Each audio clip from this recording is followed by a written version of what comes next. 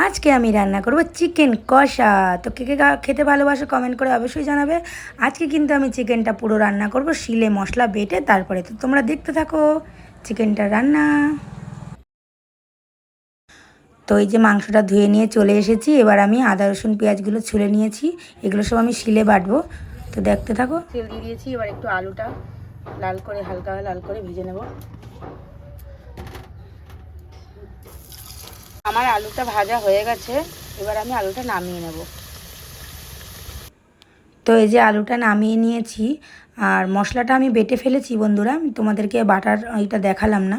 আর এই যে দেখো আমি নিয়ে নিয়েছি এলাচ, দারচিনি, লবঙ্গ, তেজপাতা, একটু জিরে। তো এগুলো আমি সব ফোড়নে দিয়ে দিলাম, দেখো। তো সব কিছু আমি একসাথে দিলাম, যার যেরকম ফোড়ন দেওয়ার। আমি মাংস রান্না করলে আমি এই উপকরণগুলোই সোমবারে দিয়ে থাকি। তো এই যে হয়ে গেছে, তো আমি এবার পেঁয়াজ কুচিটা দিয়ে দেবো।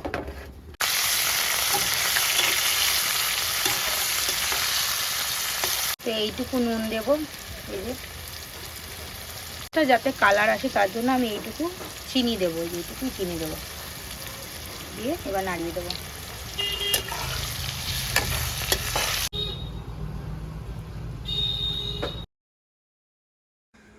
তো আমি এই যে দিয়ে দিলাম রসুন বাটা,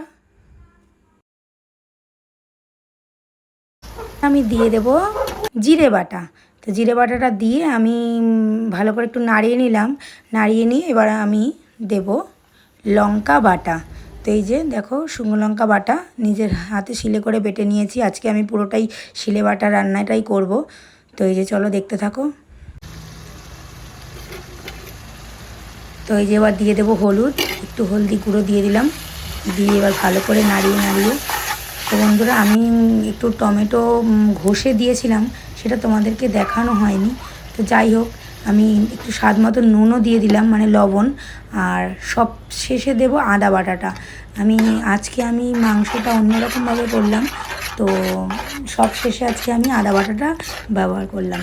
তো এবার দিয়ে একটু কাশ্মীরি লঙ্কার গুঁড়ো দিয়ে, যাতে একটু কালারটা একটু বেশ লালচে হয়, সেই কারণে। কারণ আমি এমনিতেও ঝাল কম দিয়েছি, আর এবার যাতে কালারটা সুন্দর আসে তার কারণে আমি একটু কাশ্মীরি লঙ্কার গুঁড়ো দিয়ে দিলাম। দিয়ে দেখো। তো এই যে দেখো মশলাটা কষানো হয়ে গেছে, তেল ছেড়ে দিয়েছে, লাল হয়ে গেছে। এবারে আমি এর মধ্যে মাংসটা দিয়ে দেবো। চলো মাংসটা দিয়ে নিই, তারপর তোমাদেরকে দেখাচ্ছি। তো আমি কিন্তু মাংসটা ভালো করে পরিষ্কার করে ধুয়ে নিয়েছিলাম। তো দেখো,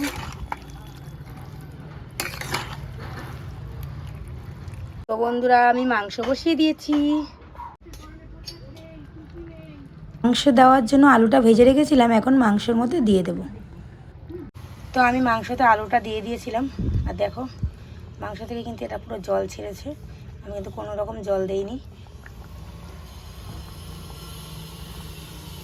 আলুগুলো সাদা লাগবে, পরে ঠিক হয়ে যাবে। মাংস তো আমার রান্না কমপ্লিট।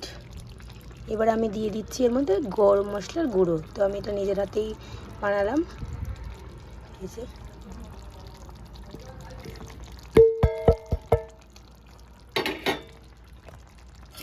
গরম মশলার গুঁড়োটা দিয়ে দিয়েছি। মাংসটা আমি নামিয়ে নেব। তো বন্ধুরা আজকে কিন্তু মাংসটা খেতে খুবই আলাদা রকম হয়েছিল। তো যাই হোক, আমার ভিডিওটা কেমন লাগলো অবশ্যই লাইক করে জানাবে। আর দেখো সবাই খেতে বসে গেছি। এবার বলো